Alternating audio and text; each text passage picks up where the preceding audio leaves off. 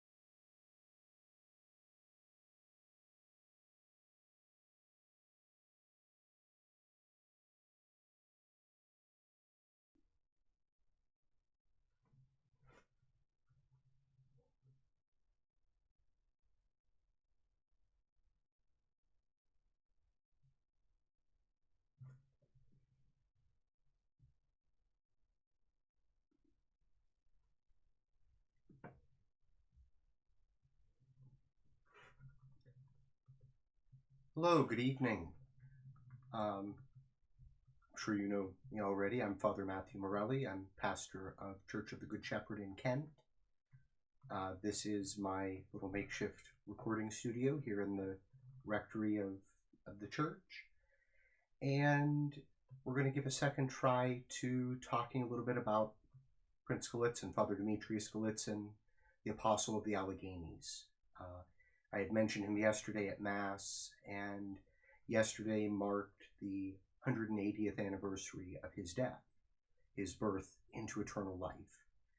And for me, the reason why I really came to love his story and and count him among my personal heroes is because he was one of those fearless early circuit riding priests here in the United States, and not just in the United States, here in Western Pennsylvania.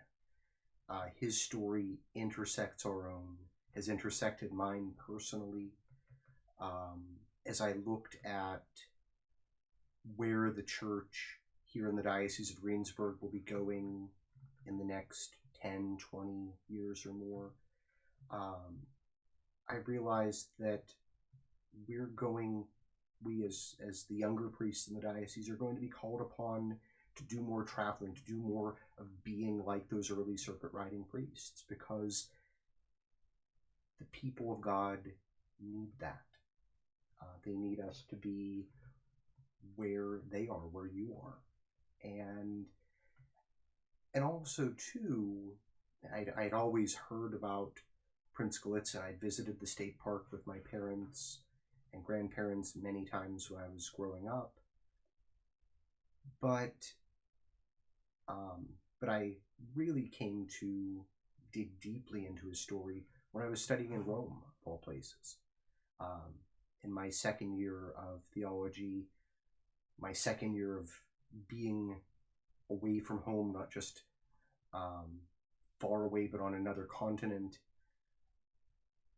there was something nice about walking through his story and being able to see home, hear places that were familiar, and be able to picture those, and to be able to picture the footprint that he left behind, and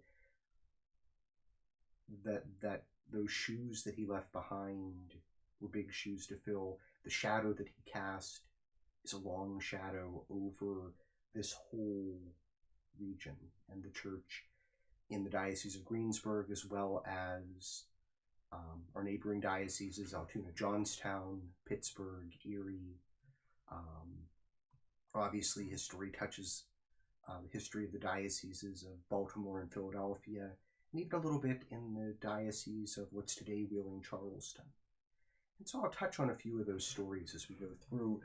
I'm going to, if this works, there we go. I'm going to start going through just some of the pictures that I had put together, and to tell a little bit more of the story behind those. These two pictures are both from the National Shrine, the Basilica of the National Shrine of the Immaculate Conception in Washington, D.C.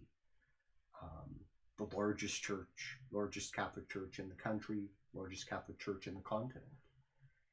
And as I said, Father Gallitzin's story is part of the story of the church in the United States, but it began in Europe. It began where he was born in The Hague, Netherlands. His father was the Russian ambassador to The Hague. His mother was the daughter of a Prussian military general. And Prince Gallitzin was born in 1770, just as our story as America was really coming into our own. And his parents had both become very enthralled with the thoughts of the various Enlightenment thinkers. They were personal friends with Diderot, who was one of the big figures of the time. What was interesting about them is both of them had drifted away from the faith of their childhood. Prince Gallitzin's mother, Amalia, was baptized Catholic, was raised Catholic as a child. His father had been baptized in the Russian Orthodox Church, as was proper for all of the nobles who were related into the Russian royal family. And so also Prince Gallitzin and his sister were baptized Russian Orthodox, but not raised in that faith or any other. So growing up, they received a very fine secular education, which would serve Prince Gallitzin very well when he came to the United States, but no religious education. As time went on, though, a couple of things happened. First was that Prince Gallitzin's mother took the unusual step, unusual by the standards of the day, to actually raise her children. They moved away from The Hague into a more rural part of northern Germany, and she actually raised her children, raised Prince Gallitzin and his younger sister. And then, as I said, they got this fine secular education until Amalia Gallitzin fell ill. And Prince Gallitzin would have been a young teenager at that point, maybe 12 or 13 years old. And in the course of this illness, Amalia reclaimed her faith. She called upon a priest, received last rites, recovered from her illness. And at that point, she insisted that her children begin to learn about the things of God. And so they called upon one of the Catholic priests in the area to begin to teach them. And this had a profound effect on young Prince Gallitzin. He was very bright. He dug as deeply into those religious studies as he had into all of the others. As I see we have some more people coming in, can someone just verify that you can hear me? Someone mentioned in the chat that you can hear me. I'm assuming everything looks better from the technical perspective now. But as I was saying, this left a profound impact on young Dmitri, his family called him. And as a teenager, he decided to become Catholic and to practice the Catholic faith. Something that didn't sit as well with his father, especially didn't sit well with the Russian crown, but they could tolerate it. And he made this decision even though almost all of his acquaintances and family and extended family were either Protestant or Russian Orthodox. But he looked at the Catholic faith and he believed it to be true. And so that set that course for everything else that would come after. And when he came of age, normally a young man of his stature, a nobleman, would travel around Europe. He would rub elbows with all the other nobles in France, Germany, Italy, elsewhere. But this was in the midst of the beginnings of the French Revolution. And so his father determined it wasn't safe for him to travel. He was supposed to get a military commission, probably in Prussia, but that fell through. And so his father decided to send him to the United States to see what was going on here in this brand new country. So this would have been 1789, 1790. So by the time he got here, it's about 1792. But his family, when he left, they thought this was going to be something that was temporary. He would go, he would come back, get that military commission, and continue on in the lifestyle that was in keeping with being a young man of noble stature. But this is where the whole story changed. When he left, he didn't realize that that would be the last time he would actually see any of his family again. One of the more amusing stories that comes from that is he was waffling when it was time to get on the boat, and his mother ended up very playfully pushing him into the water to get him to go. And so he said his goodbyes from there, swam to the boat, and got on, not realizing that that would be the last time they would speak in person. But go he did. And so he went, traveled across the ocean, came to Baltimore, and it was there that he was received and stayed for a time at the seminary in Baltimore with Bishop John Carroll, the first bishop of the United States. I think I have, let me switch there we go. This slide here has the coat of arms of Bishop Carroll from the Conewago Chapel. We'll see that in a couple minutes. And this is the pro-cathedral in Baltimore, the original cathedral in downtown Baltimore, newly renovated, restored. But when Prince Gallitzin got there, he became close friends with Bishop Carroll, came to know the Sulpician priests who had come. They had come from France in the midst of the Revolution. Bishop Carroll was eager to welcome them because the specialty that the Sulpicians bring is running seminaries.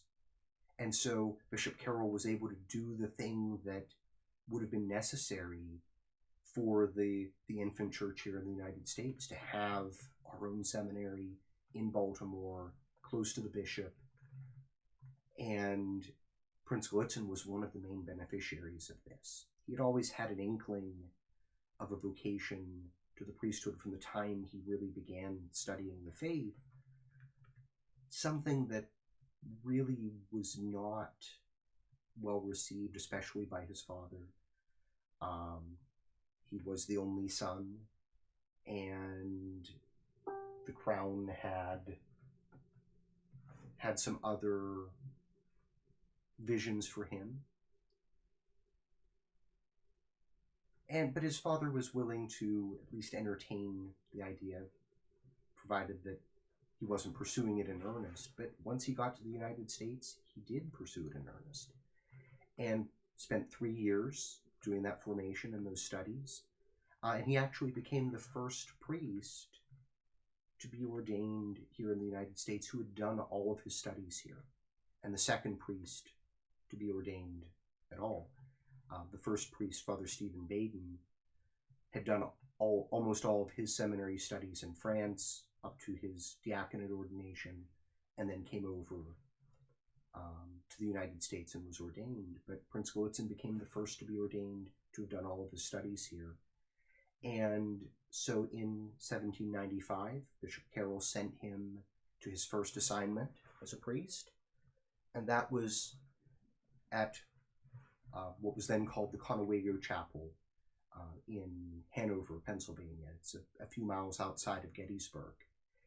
And that church had been founded by the Jesuits in the 1730s. At the time, it was the oldest stone church, largest stone church in the country, Catholic church, largest stone Catholic church in the country. And it was here that he had several experiences that really formed the rest of that direction. But let's see. I'm hearing chimes. I want to make sure I'm not missing any comments or questions. But this chapel is still there, still a parish in the Diocese of Harrisburg. It's titled under today is the Basilica of the Sacred Heart. And it's definitely worth the trip if you're ever in that area around Gettysburg. But he served here with 2 priests who had been Jesuits. At the time, the Jesuit order had been suppressed, so the priests who had been Jesuits became priests of the Diocese of Baltimore and remained here. But Prince Gallitzin was called upon. One of the places he was called to was just across the border of Pennsylvania into what was then Virginia. And it was there that he met Adam Livingston. And Adam Livingston, he and his family had a fascinating story. Prior to calling upon Prince Gallitzin, the Livingston family had come to the area around Charlestown, what is now Charlestown, West Virginia, to start a farm there. And they happened to be Lutheran. But shortly after the Livingstons arrived, this mysterious traveler came and was in very ill health and wanted the Livingstons to call a priest to give him last rites. And they weren't able to find one. The closest Catholic parish probably would have been Hagerstown, Maryland, quite a distance away, even by today's standards. And so he died without the benefit of last rites. And so for a period of time after that, the Livingstons and their neighbors nearby had various supernatural occurrences that came to be called the Wizard Clip. And it was more of a nuisance than a danger, but what would happen is that as the family would be there, they would go to grab a handkerchief, grab a napkin, grab a piece of clothing, to find that it had been cut into ribbons, like someone took a giant curved blade and almost like a giant toenail clipper and just shredded the piece of fabric. And this went on for a period of time, and the Livingstons got increasingly frustrated, sought out answers, sought out different ministers, different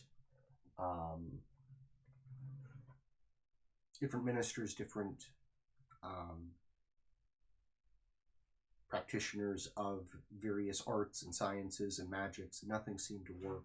One of his neighbors who happened to be Catholic, suggested that he call the priest from Hagerstown, and that, together with a dream where he had seen a man dressed in what he came to find out were vestments of the Catholic priest, he called upon the priest from Hagerstown, who said a mass there for the repose of this soul, and those mysterious occurrences stopped. And so a short time later, Mr. Livingston began to hear this, what he described as a voice, a consoling voice, a voice that began instructing him in the Catholic faith, and he eventually joined the Catholic Church, as did the rest of his family in time. But then a different set of supernatural occurrences began to happen. Voices, handprints burned into fabric, the monogram for the name of Jesus, IHS, burned into fabric. This is when Prince Gallitzin was called upon to examine what was going on and to give Bishop Carroll a report. And as they looked at this, as they discerned what was happening, the best conclusion they could come to is that these were souls in purgatory seeking consolation, seeking prayers. And these kind of occurrences have happened in different places over time. And so Mr. Livingston set aside a piece of his property for a chapel dedicated to the Holy Souls, and eventually gave that property to the church for the benefit of a priest to be there. Because it was so remote, it took quite a length of time for it to be used for that purpose, but today that parcel of property is the Priestfield Pastoral Center, a retreat center run by the Diocese of Wheeling-Charleston. And it's one of those places where my story, as I said, intersects with Prince Gallitzin's. I had gone there for my retreat when I was preparing to be ordained as a priest, not realizing that this was the place. I'd heard about those stories, but didn't realize this was the place where they had occurred. And it's one of those neat little providential occurrences. It's where I was able to take the pictures and really dig deeper into that part of Prince Gallitzin's life. But the second occurrence that happened when Prince Gallitzin was at Conewago is that he received a message about a woman who was dying in the McGuire settlement on the other side of the mountains, in what would later become the town of Loretto. Two women had traveled the 130 miles to go from Loretto to Hanover to bring a priest back for this woman who was dying, wanted last rites, wanted to be received into the church. And so Prince Gallitzin set off, confident that God would provide for her in her intention to become Catholic, to receive these sacraments. And ultimately, he was able to go to her. She did recover and became a practicing Catholic. But this was the event that made Prince Gallitzin realize that something needed to happen to provide for the Catholics on the other side of the mountains. that at the time there were very few priests out here in the wilds of Pennsylvania. And this would have been 1796, 97, 98. There just wasn't much here yet, but there was going to be. And there were Catholics here who needed the sacraments, and to expect a priest to come from so far away wasn't reasonable. So he began to petition Bishop Carroll to inform him that this need was there, but also to ask that perhaps he might be sent to carry out this work. And after a time, Bishop Carroll did allow him to do this. And so that was what brought him to Loretto. He arrived there in 1799, and as I said, there was a small settlement there, but he was able to purchase more property and oversaw the building of the rectory there, today referred to as the Chapel House. And you can see that in the picture that it's the building that's far away with the cemetery in front of it. He also had before the Chapel House was built, he had overseen the construction of a log chapel. Now, the one that you see in the picture is actually St. Patrick's Chapel in Sugar Creek, just outside of Kittanning. But the chapel in Loretto would have been similar. And there were a number of these small log chapels that were built. One at Sportsman's Hall, which is now St. Vincent Arch Abbey. One was started in Greensburg at the site of Blessed Sacrament Cathedral, was never finished. And a number of others were built as well. But it's from those humble beginnings that the church here in Western Pennsylvania began to blossom. That when that chapel at Loretto was finished, dedicated under the title of St. Michael, when St. Michael's Chapel was finished, it was the only completed Catholic church between Hanover and St. Louis. But it was finished for the Christmas Midnight Mass in 1799. And from there, Prince Gallitzin began to do this work of traveling and overseeing. He assisted the priests who were in some of the other far-flung corners, but he would have traveled certainly to Sugar Creek, to St. Patrick's Chapel there. We know for sure that he traveled to Greensburg. At the time, Masses were probably celebrated somewhere closer to present-day Crabtree. He traveled to Sportsman's Hall. We know that he said Masses in Blairsville or around Blairsville, especially once the Irish immigrants came to the region to begin building the canal that was used for commerce before the railroads were completed. But his heart really was here in Loretto, and his hope was that it would become a cradle for the Catholic Church in Western Pennsylvania. And so he had fronted a large amount of the money to purchase property. He would often buy property and sell it at a loss to families who were coming into the area. And he was able to do this because of his background.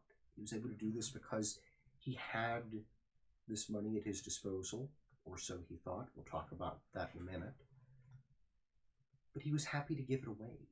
He was happy to give it so that the people who came there could not just live, but live decently and live in a place where they could cultivate their faith as well.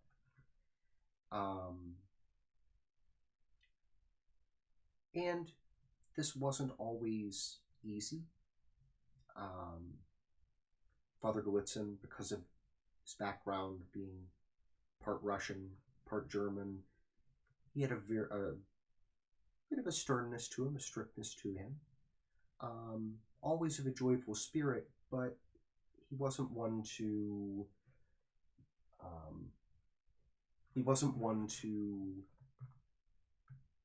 allow a lot of frivolity, whether that be frivolity in dress, frivolity in the course of worship. He ran a tight ship, we might say. And that caused him problems along the way. One of the places that caused him a problem was with the Catholics in the Greensburg area. That strictness worked pretty well with his congregation in Loretto. Many of them were of German stock themselves, and so it was part of who they were as well. But it didn't sit so well in Greensburg.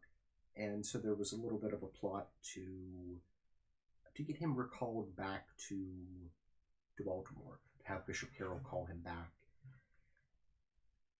And ultimately it failed because Bishop Carroll knew him, and what was being reported to him just wasn't characteristic of what he knew about Father Gallitzin.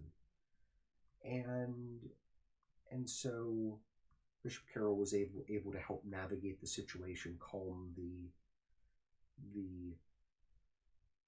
the chaos that had begun to ensue, and asked everyone to just back off, calm down, and it ended up working out. Let's see some other things. This picture is a picture of the inside. The chapel that's in the chapel house that gives it its name. The log church that was built during the winter would have been difficult to heat, especially during the week. So they really only celebrated Sunday masses there when it was cold. This chapel was where Prince Gallitzin would have celebrated his daily masses, particularly in those cold times. You can see, I'll go back here for a second. If you look at the lower picture, you can see a small outline. You can see a couple stones in the foreground and a few going around that. Let's see if I can get the mouse to come up. Yeah, you can see a few stones here. They come around like this. That's actually the outline of the original church. It would have sat about here where this big tree is, close to the chapel house. But this chapel was where Mass could be celebrated for a smaller congregation during the week. One of the things you can't see in this picture, and unfortunately I didn't get a picture of it when I was visiting, Prince Gallitzin's mother, his sister, continued to send him money, and especially his mother would send him things that he needed for the church, especially vestments, chalice, other liturgical items that were hard to get in the United States. So she was able to easily send them. And among the things she sent was a chasuble that she had made out of her wedding dress. And it's a beautiful sign of that devotion that she had, not just to her son, Father Gallitzin, but her love for Christ, for his church.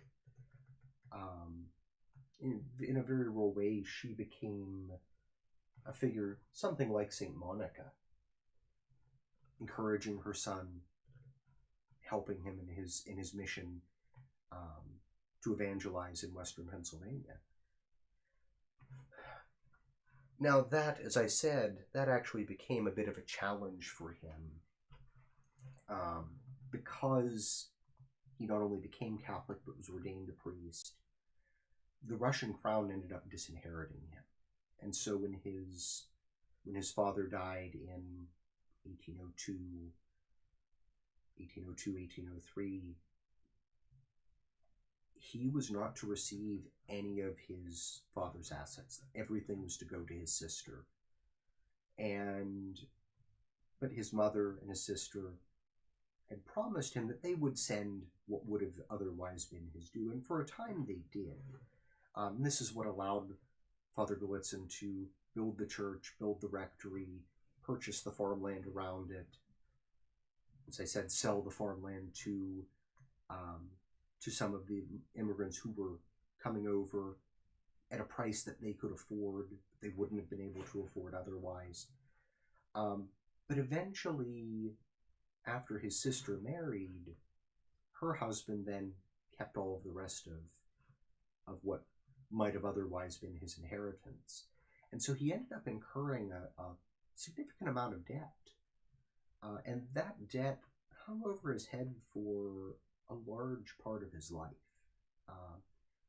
Toward the end of his life, with the help of a number of friends, including the Russian ambassador to the United States, they were able to raise money to cancel those debts out and to remove that cloud that was hanging over him. But he still had that great generosity, and it was for large things, and it was also for small things. One of the other stories I love about him is there was a man who came to him asking for money, and so he gave him $5, which was a huge amount of money in those days. And sometime later, someone said to him, "Father Gallitzin, you do know that he went and he purchased alcohol with this money." And Father Gallitzin could have become angry, but he didn't. And his response was a very graceful one, I think. He said, "I didn't give that money to him. I gave it to Christ." I think there's a beautiful wisdom in that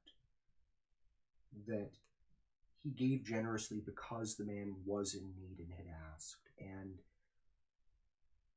that he ended up using it improperly didn't negate the reason why Prince Gallitzin gave it to him in the first place.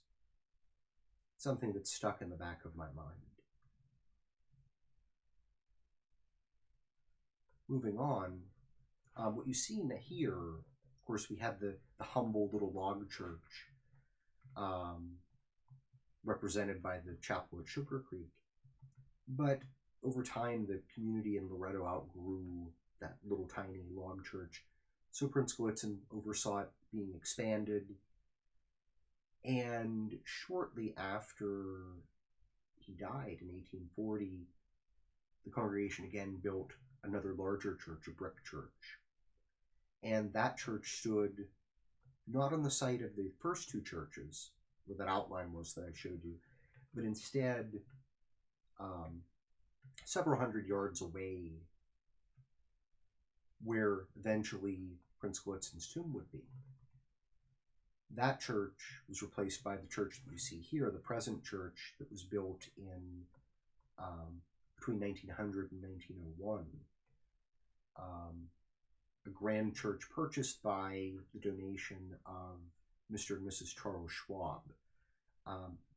They had their summer home in Loretto and were great benefactors to the town, very devout Catholics. So they not only donated the money for a new parish church for the centennial celebration of the town, but also for a Carmelite convent, as well as when the Schwabs passed away, they gave their mansion to the Franciscans, who were by that time running the college there. And that is where the Franciscans still are, and the garden in front of it is now a public garden that you can go visit. It's a very wonderful place for a pilgrimage, and it's nice for us here in Western Pennsylvania. It's not that far away. But as I said, this is the present St. Michael's Church. And here are a few pictures of the inside. You'll see in the picture on the lower right, that's a statue of Our Lady of Loretto, and it's for Our Lady under that title that Prince Gallitzin decided to name the town. Loretto is the town in Italy that is also a site of pilgrimage, and it has the holy house where Mary and Joseph and Jesus would have lived in Nazareth, that the house was moved there and is now a place of pilgrimage. And that statue that you see is the image of Our Lady that is venerated there. And it is presently at one of the side altars in the current church. You'll also see a picture with an umbrella and a chair. You can't see it real well, but toward the back there's a kind of a staff that has bells hanging on it. Those are actually indications that the church has been named a basilica. St. John Paul II designated St. Michael's as a basilica in the 1990s, and obviously he didn't come personally for the celebration, but those symbols of the umbrella and the bells historically are used in the papal procession when the Pope comes to visit one of the churches that has been designated as a basilica. And so it's not uncommon to see those displayed in a church that is designated a basilica. I can't remember if St. Vincent has theirs on display. I know at the shrine in Washington, D.C., they have theirs on display. Let's see. And as I said, much of Prince Gallitzin's ministry was traveling. His home base was in Loretto, but he traveled to the Donegal settlement outside Katanning, he traveled to Latrobe, he traveled to Greensburg, to Blairsville, points in between. And much of that travel was walking until the last few years of his life. He typically would walk from one place to another.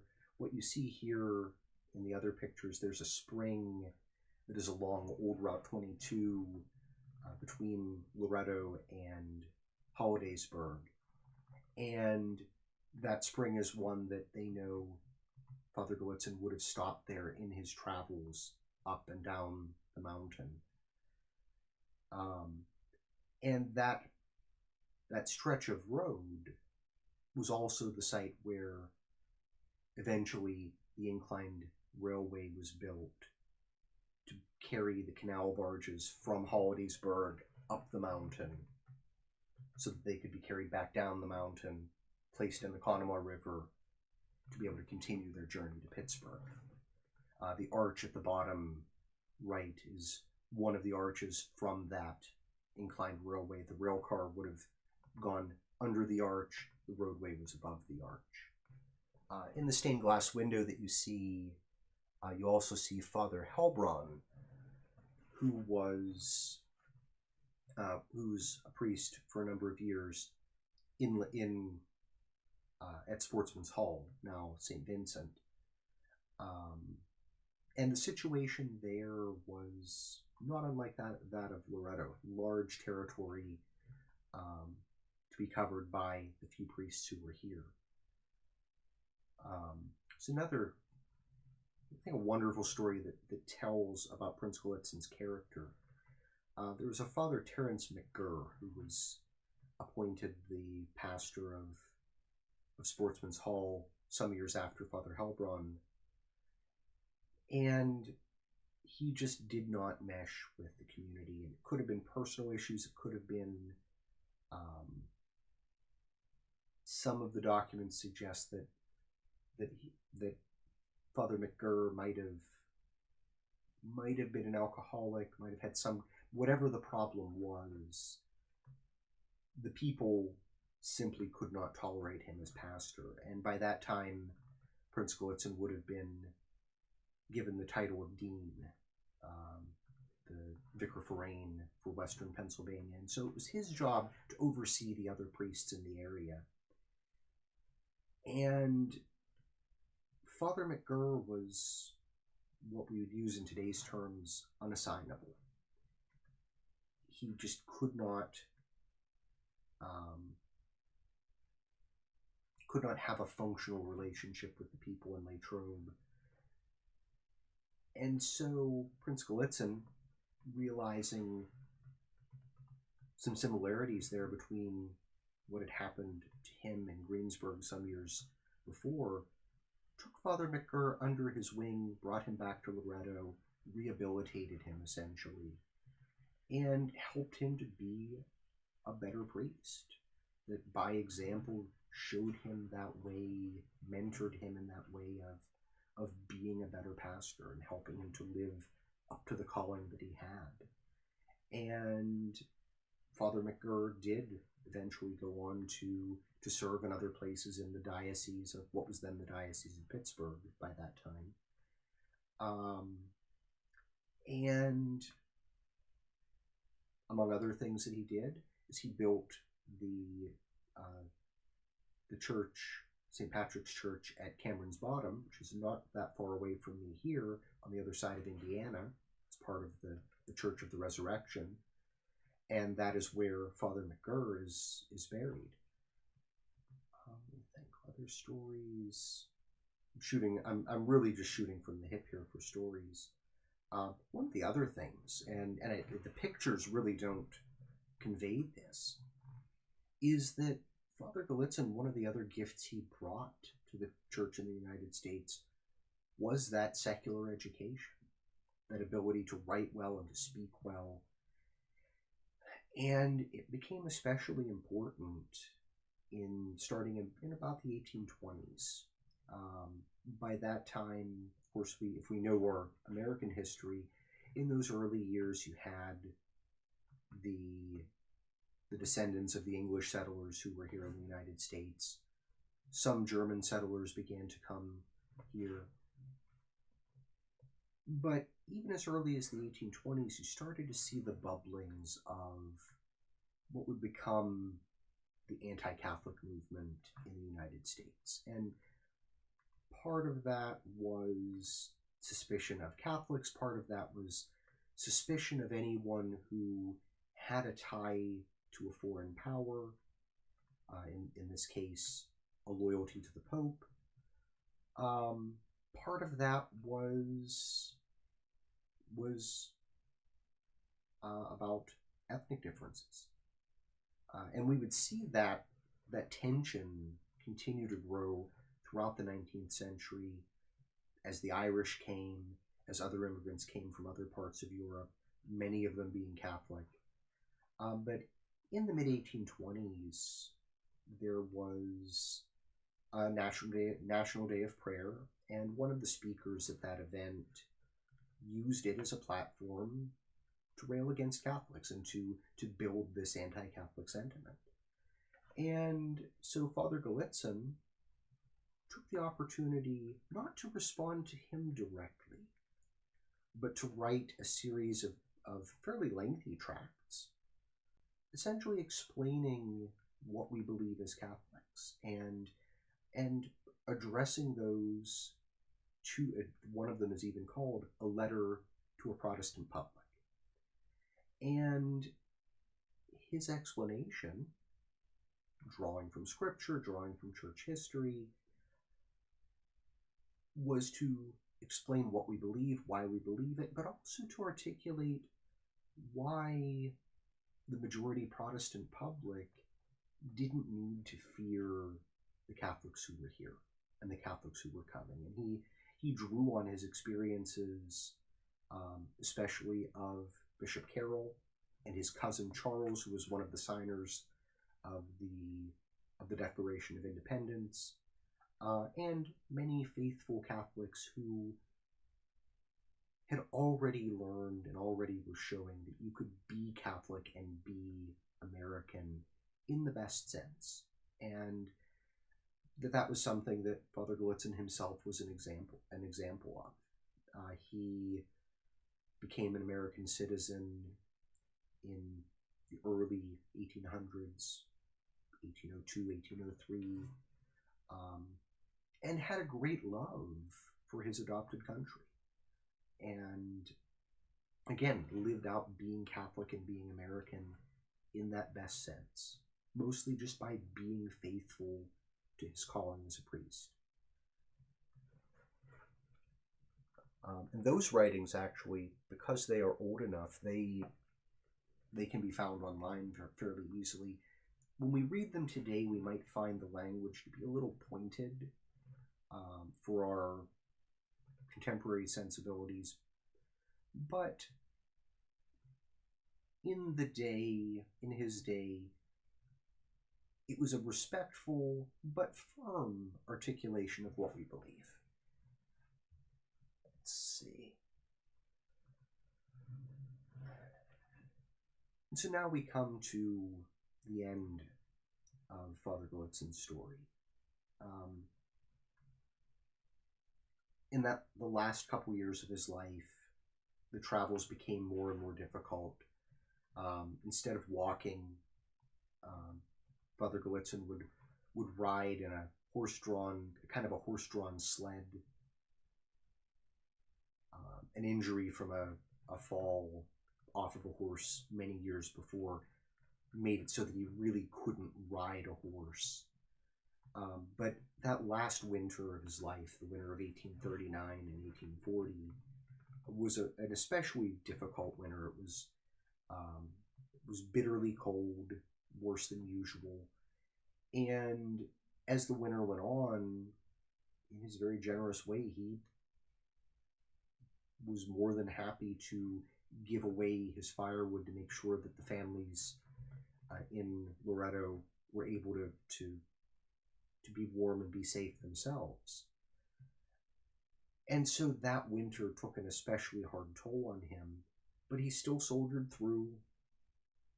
He soldiered through Holy Week and Easter. And the way that it's described is by Easter itself, he was essentially completely spent and was only strong enough to say a low mass, which itself was daunting enough. He gave a very short sermon because his congregation was half English speaking and half German speaking. It wasn't uncommon for him to preach a homily in one of the languages before the Mass, celebrate the Mass, preach the homily in the other language after Mass. But his homily that day was very brief, and it ended with the words of Christ on the cross, "It is finished." And that was really the last public words that he had for his flock. And after that, then he retired back to the chapel house for a few days. And these are the description of his last couple of days from the Centenary Book of Loretto. And you'll see the text there. Father Gallitzin said, "I trust as far as that is concerned, I can depart in peace, that no one will lose anything through me, that there may even be something over." He was referring to his will, the money that he was leaving behind for the town, and for his surrogate family. He had at one point had raised a number of orphans and helped to launch them into adulthood. "Now I wish first of all to receive the last sacraments, and then do with me as you will." As soon as midnight on the 5th had passed, Father Lemke said Mass in the sick room, all the household being present, and gave him Holy Communion. So he lay there resting until the evening of the 6th of May, between 6 and 7 o'clock. When the hour came for the laborers to go home from their work, they saw that he was going also. Father Haydn read the prayers for the dying. The room door was opened. The crowd in the house and the adjoining chapel prayed with tears and sobs. In a few minutes, without any perceptible sign, all was over. The heavens were open. All their joy bells were ringing a welcome peal. He had gone home to his own country.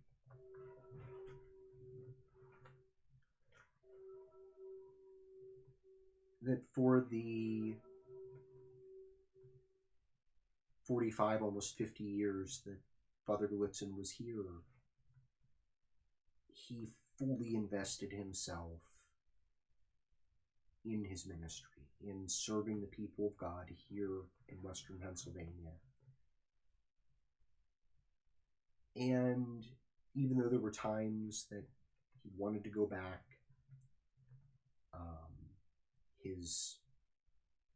when his mother was still alive, she had encouraged him to come back.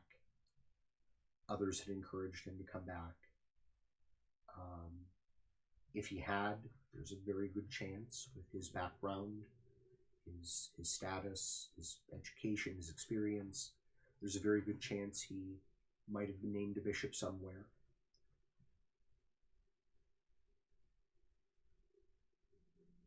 But he stayed here. He lived here in his adopted country. But on that day, he went back to the country that is his and ours.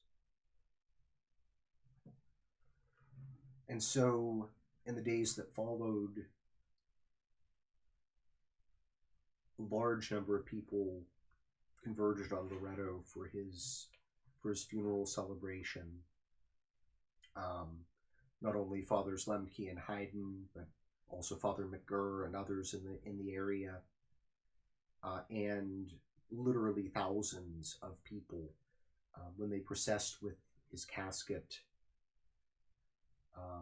The accounts say that they had been able to process throughout the whole town, and by the time they got back to the place in front of where St. Michael's Church is now, the end of the procession hadn't even had a chance to start moving. But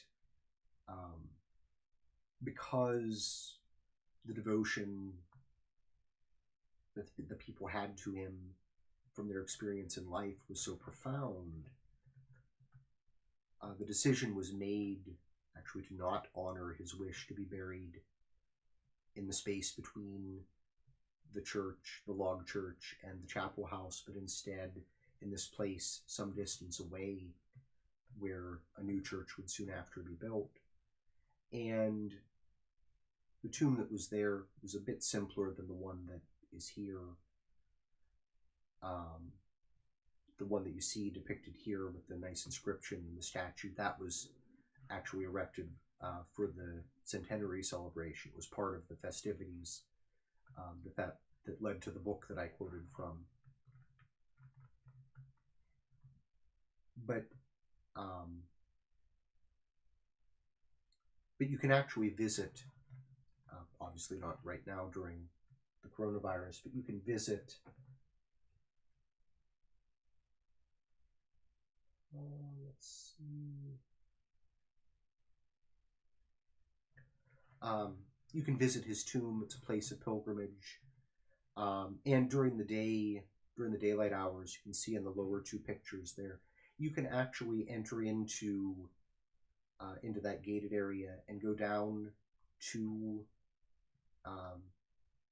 the vault that contains his casket as a place to pray, to ask his intercession. I see there's a question in here in the quote, or in the comments for the video, asking if Father Gallitzin will be canonized. And that's one of the things I did want to mention. Right now, Father Gallitzin's title is Servant of God. And when we look at that canonization process, and it really is a process, there are a number of steps along the way, some that can be initiated by the bishop, some that we simply have to wait to play out. And the first step is that being declared a servant of God, and that comes with the bishop of the area, in this case the Bishop of Altoona Johnstown, collecting and putting him forward as one to be considered. And that really arises from that great devotion that people had to him, to his work, gratitude for all that he had done for them and their families over the course of years, and that fame, that influence continued. It's one of the reasons why the tomb was enlarged a bit the way that it was and raised up so that you could go to the vault that is there and pray there.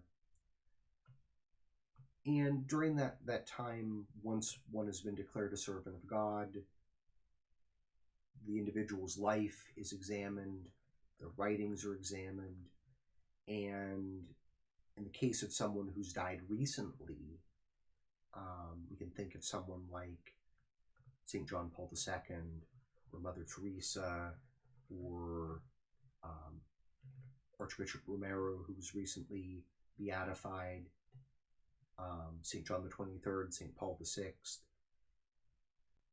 There are people who can testify to their life, to their virtues, to their quality of living the Christian life.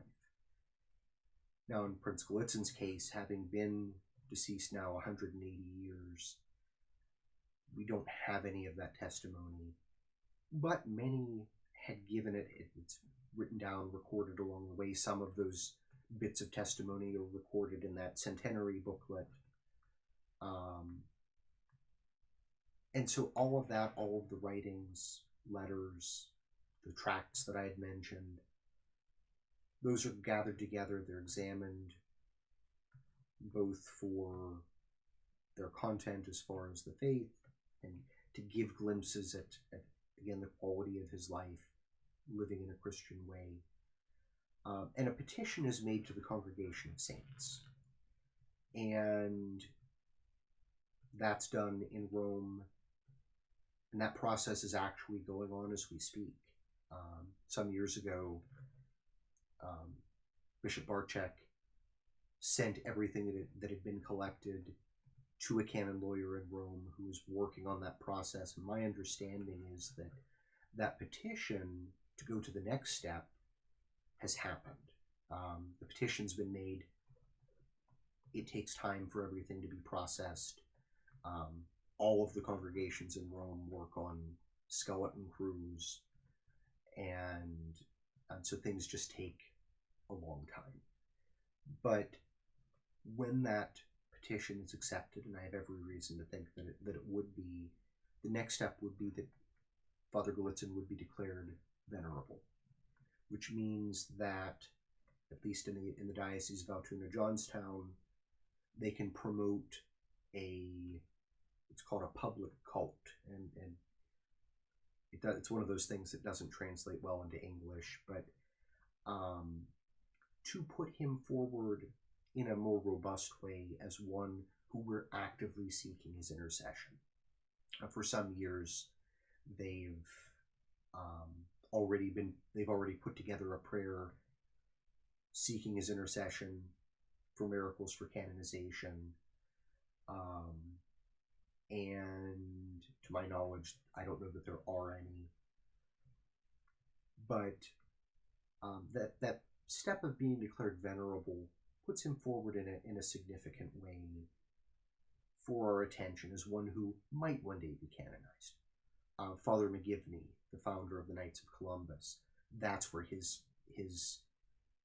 status is right now, because the next two steps actually hinge on a favor being asked through his intercession, a miracle occurring, and that every time one of those miracles is put forward as potentially a miracle through the intercession of the person who might become a saint, it's examined with great scrutiny to rule out any other kind of explanation, any natural explanation.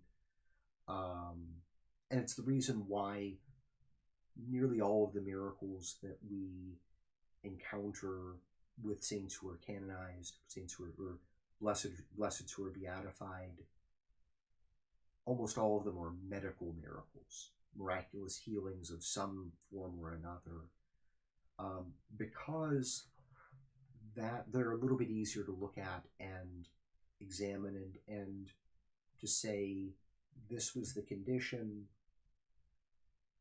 this was the prognosis, it was not good. And this is what happened And there's no medicine that did it, there's no treatment that did it, there's no other explanation that it is a supernatural occurrence. And the experts who look at those miracles, some of them happen to be Catholic, some of them are non-Catholic Christians, some of them are non-Christians and even atheists, because they're examining the miracle, they're testing the miracle, and that, in fact, drawing in those experts who aren't Catholic even gives it a greater credibility, that there's something here that we can't explain by ordinary means. And so it takes one miracle for someone who's venerable to be beatified, a second miracle for them to be canonized. And so I'm praying that one day Father Gallitzin will be Saint Demetrius Gallitzin. But that's in God's hands, and it's in God's time. I'm excited that at least the process has started. Some years ago, I went on a trip with the Canon Law School in Washington. We had taken a trip to Rome to visit the various offices in the Vatican, including the Congregation for the Causes of Saints. And what they told us there is that one of the most underrepresented groups among all of the canonized saints are diocesan priests. There are many bishops, many religious order priests and sisters, quite a few lay people, some of noble birth, some of common birth, but very few diocesan priests. And if you stop and think for a second, think of saints who are diocesan priests.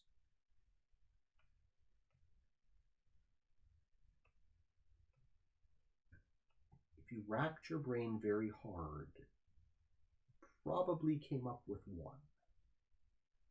And quite honestly, the only one I can even think of offhand is St. John Vianney. And we had the blessing of having the relic of his heart traveling around in our area here a couple of years ago. But he really is the one model of diocesan priesthood that comes to mind as far as canonized saints. There are others, and including one who's a blessed here in the United States, Blessed Stanley Rothler from, say, the Diocese of Tulsa, Oklahoma. He is beatified because he was a martyr, and he won his crown of martyrdom in Central America. But as far as diocesan priests, they are canonized diocesan priests. They are few and far between, and so the fact that the Diocese of Altoona Johnstown has taken on this goal of moving his case forward, it's a very encouraging thing, especially for me as a diocesan priest, to have one of my heroes being put forward in that way. And that's why I really wanted to share these stories with you, to talk about him a little bit, to help him to be a little bit better known, to share why it's important to me. Here are a couple more. Here's a little bit more detailed picture of the statue that is over Father Gallitzin's tomb. And then the other picture is a smaller statue in the church of St. Demetrius in the town of Gallitzin, not too far from Loretto. It was so named a few years after Prince Gallitzin's death. He would not have desired or tolerated anyone naming a town after him while he was alive. But after his passing, they did name the town after him, and the church was so named for the more ancient St. Demetrius, that is Father Gallitzin's namesake. And if you ever do have a chance to visit Loretto, in the space between the chapel house and St. Michael's Basilica, there's a nice little shrine there dedicated to Our Lady under the title of Our Lady of the Alleghenies. And the shrine was dedicated for the bicentennial year of the founding of the town, the founding of the parish. And it's just a nice, restful place to visit. And it's just this very nice statue of Mary there. Behind it, you can actually see a little bit of a building that's there in the background. That's where when the Mercy Sisters lived in Loretto, that's where they lived and where they taught from. Okay, and I think this is my last slide. And it's been fascinating to see the different places where Father Gallitzin's name pops up. That stone inscription is actually in the crypt of the National Shrine, Basilica of the National Shrine of the Immaculate Conception, amongst many other names of donors, but some of the donors gave to recognize some of these monumental pillars of the Church in the United States. I know there's one dedicated to St. Elizabeth Ann Seton. There's the one for Father Gallitzin. There's one, you'll see different names there. I believe there's, and I don't know, I'm sure it was someone who gave for it after his passing. There's one, there's an inscription to Babe Ruth, who happened to be Catholic. The stained glass window is from the cathedral. I'm probably going to mess up the name. Cathedral, I believe it's of Mary Our Queen, the newer cathedral of Baltimore. It was built outside of the city proper. And again, another image to recognize that Father Gallitzin is one of those pillars of the Church in the United States, and that his influence, although I think many outside of this area of Western Pennsylvania probably wouldn't recognize his name, but it's a recognition that his influence certainly goes well beyond this area. So if there are any other questions? All right. And that is the end of the slideshow. So let's see if I can change things over without, there we go. Change things over without me shutting off the video. And it's one of the nice things about Father Gallitzin's story is that it's far back enough. There are some nice accessible biographies that you can find. I should probably post that as a separate post. One rather extensive one written by an author named Sarah Brownson in the 1870s that gives his life in great detail. A few shorter ones by priests who had known him. There's the Loretto Centenary book that gives a description of his life. There's a book of the history of the dioceses of Pittsburgh and Allegheny, which in the time that it was written would have been the present-day dioceses of Pittsburgh, Greensburg, and Altoona, Johnstown. And it's fascinating because it tells the story of many of the older parishes in the region. And so for anyone who wants to find more, those accounts are out there, and you can find them right on the internet for free. But are there any? So this will be kind of my last call for questions.